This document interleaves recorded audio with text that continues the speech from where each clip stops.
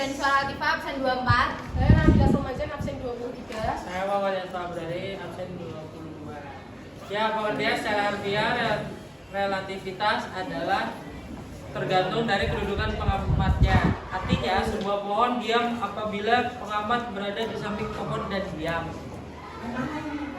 Tetapi jika pengamat bergerak dengan kecepatan tertentu, misalkan naik mobil atau motor, maka pohon kelihatan bergerak padahal pohon diam. Newton, hukum-hukum mekanika berlaku sama pada kerangka acuan inersial. Acuan internal adalah kerangka acuan yang tidak dipercepat atau diam dan bergerak dengan kecepatan konstan dan lurus. Namun teori ini dibantah oleh fisikawan lain karena ada percobaan yang tidak masuk akal.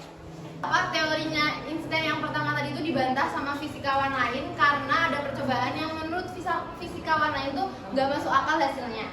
Di Tahun 1905, Einstein itu mengemukakan dua postulat dasarnya yang dikenal dengan teori relativistik khusus. Semua hukum fisika sama dalam semua kerangka inersial kecepatan cahaya di ruang hampa sama dengan 3 kali 10 pangkat 8 meter per sekon.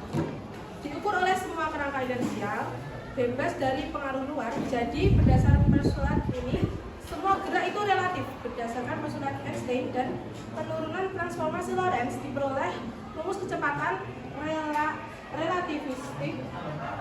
Kecepatan 1 ditambah kecepatan 2 dibagi 1 tambah kecepatan 1 dikalikan kecepatan 2 per kecepatan cahaya kuadrat. Nah, rumus ini itu memiliki syarat ya, yaitu misalkan ada kecepatan A menurut B, itu sama aja dengan kecepatan minus kecepatan B menurut A.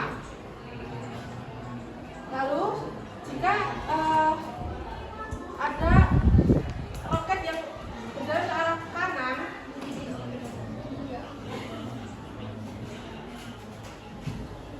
roketnya ke arah kanan, nah kecepatannya ini bersifat positif. Jika roketnya ke arah kiri, maka kecepatannya bersifat negatif. Jadi semisal ada roket A ke arah kanan dan ada roket B ke arah kiri. Di sini ada manusia yang mengamati, dilambangkan C. Nah, kecepatan A menurut C itu dilambangkan VAC. Kalau kecepatan B menurut C dilambangkan VBC. Lalu bagaimana jika kecepatan B menurut A? Kecepatan B menurut A itu kan sama aja dengan PBA.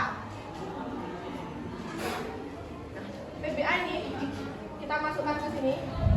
Jadi kecepatan B C, kecepatan B menurut C ditambah kecepatan C menurut A bagi 1 ditambah kecepatan B C kali kecepatan CA per C kuadrat. Nah, ini tadi kan syaratnya, kalau ini kan CA nggak ada ya di sini, yang ada AC. Makanya kita ubah dulu. Kalau ini CA berarti kan sama dengan VAC. Jadi ini jadi negatif VAC.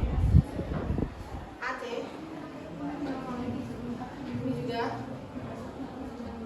negatif VAC. Nah, terus dilihat ke soalnya.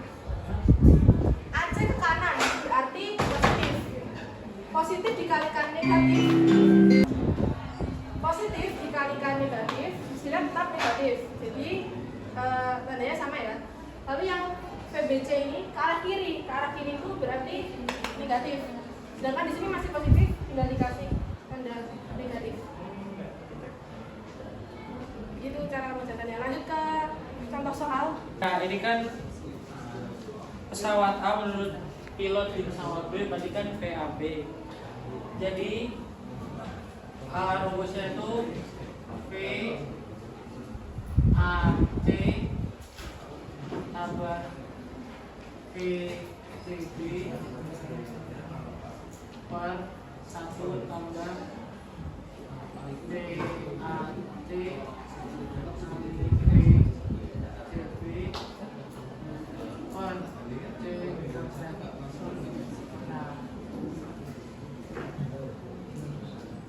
VAC di sini kan sudah ketemu di soal itu 0,5 dan VCB itu 0,6, maka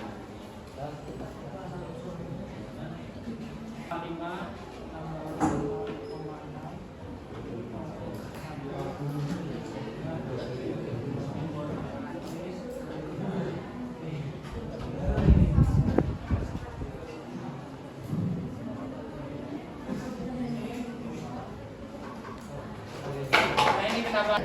kenapa ini semuanya plus? Karena arah pesawat A dan pengamat itu searah, maka positif. Nah, ini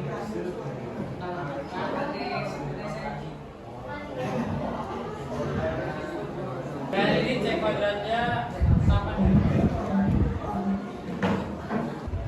Ini dan hasilnya adalah 0,8.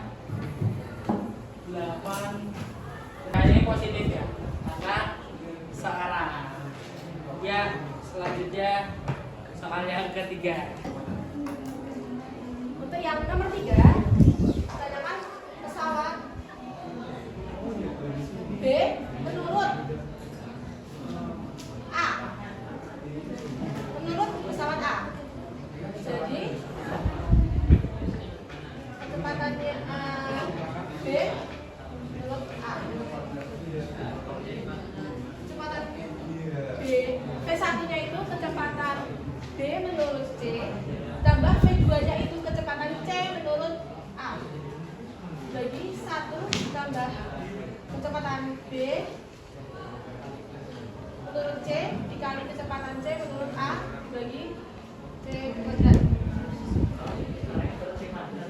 Diketahui kecepatan yang A itu 0,5 dan kecepatan yang B itu 0,6 C.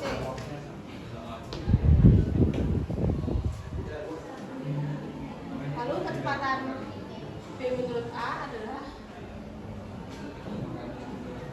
negatif 0,5 negatif 0,6 bagi 1 ditambah negatif 0,5 dikali negatif 0,6 bagi C kuadrat. Kenapa negatif? Karena berlawanan arah dari pengamatnya. Makanya ini hasilnya negatif 0,8 sekian kurang dari kecepatan cahaya. Makanya teori Einstein ini digunakan untuk mengukur partikel dengan kecepatan yang tinggi. Oke, ada yang mau bertanya nggak? Itu asal rumus dari mana? Jadi kan awalnya kayak gini kan, Gar. Itu pas pertama kali Einstein buat rumus. Nah, pas udah dipublikasikan, itu tuh banyak fisikawan yang kayak ragu sama rumusnya ini. Akhirnya dibuktikan pakai yang 2 roket tadi. Pakai yang 2 roket. Roket itu kan partikelnya besar. Nah, setelah dipakai yang roket, pas dimasukin ke rumus yang sini, itu tuh hasilnya tuh melebihi kecepatan cahaya. Yang itu tuh udah pasti nggak mungkin kan kalau misalnya di kehidupan nyata. Akhirnya Einstein tuh buat rumusnya kayak gini lagi. Yang ini tuh untuk partikel yang besar, dengan itu untuk yang partikel besar. Kecil. Jadi ini kayak kecil yang besar. Iya memang, karena di Pak Irwan cuma ngomong kayak gitu. Nah, makanya dibagi sama yang cahaya tadi kan, biar hasilnya tuh nggak melebihi cahaya itu sendiri. Gitu.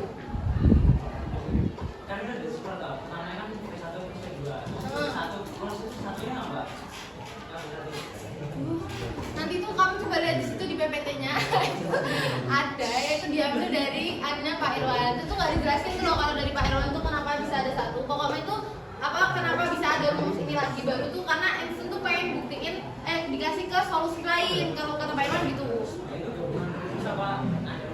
Kayaknya ini tuh diambil dari rumus ini tuh loh, terus dijadiin rumus yang baru kayak gini. Ya dikembangin jadi rumus yang baru kayak gini biar itu tuh yang partikel besarnya kan, biar tuh hasilnya tuh nggak melebihi cahaya itu sendiri gitu. Karena kalau Partikelnya melebihi kecepatan cahaya itu udah tidak. nggak mungkin lah, kayak masa bisa melebihi cahaya? Roket itu kan nggak mungkin secepat itu kan. Berlaku sampai sekarang, nggak ada yang salah dari dua rumus ini. Ini tuh dipakai buat partikel yang kecil, ini buat partikel yang besar kayak roket, kayak yang di atas di astronomi, gitu-gitu tuh pakai yang ini. Sedangkan yang kalau misalnya cuma kayak mobil gitu-gitu tuh pakai yang ini, karena partikelnya kecil gitu. Begitu Edgar. Hah? Iya, nggak sebesar cahaya kan? Iya. Intinya kan kalau ini kan cahaya kan C kan. Kalau misalnya kita biasa kan cuma km, meter gitu.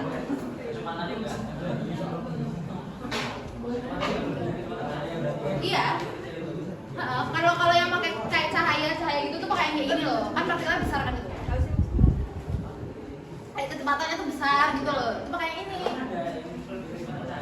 Nggak ada, makanya dibuat rumus yang ini. Gitu.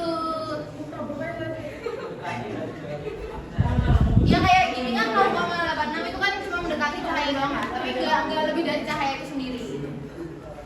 Gitu. Ya terima kasih untuk Edgar atas pertanyaan yang sangat kritis.